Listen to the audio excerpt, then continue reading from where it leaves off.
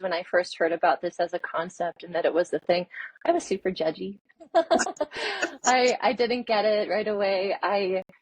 And if I'm really honest now, looking back, and this is 8 years ago about roughly, if I'm really being honest, I was intimidated by it, I was threatened by it, and I was even, I would say, hmm, I wish I had the courage that the people did that I was watching on this news story talking about it. I wish I shared their courage to go after meeting their needs in the way they were. I thought it was very brave. But at first I felt a little threatened. I was a product of our culture, our cultural conditioning Yeah. where that's strange. I remember having thoughts of how desperate does someone have to be to pay for a hug and thinking a lot of kind of critical and judgmental thoughts. And I like to share that because I think that it's not uncommon for most of us to have some form of apprehension when we're first introduced to something like this, that normally we just, it's something we share with our most intimate people. And it's a very vulnerable thing. And then making it kind of this more public or accessible thing can feel kind of daunting and scary.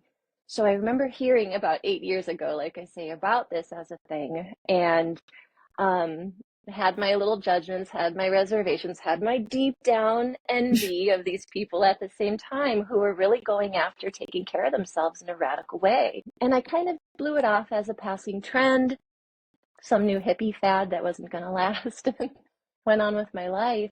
And then about a year later, I found myself in a relationship with someone who was pretty physically and emotionally unavailable. And that was costing me a lot. And I was really pretty depleted.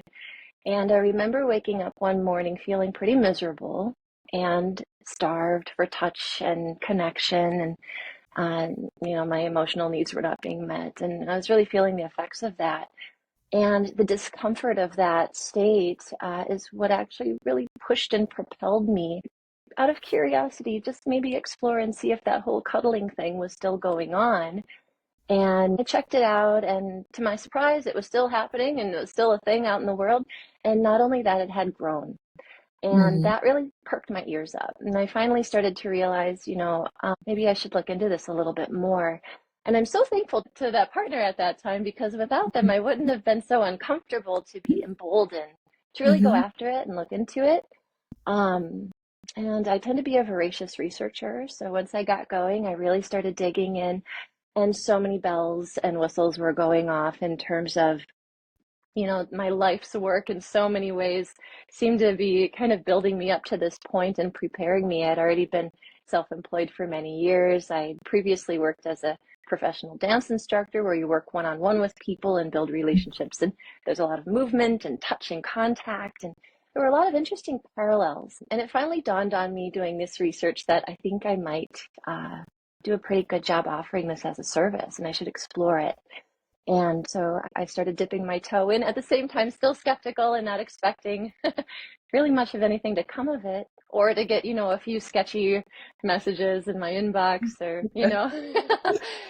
And sometimes that happens, but usually you'd be Mhm. surprised. There's a lot of people that show up that really get what this is, and it's amazing. But once again, to my surprise, I was wrong, and it's changed my life, and it's one of the best decisions I've ever made. And here we But are like you today, said, 7 years later. Live life your way. That's mature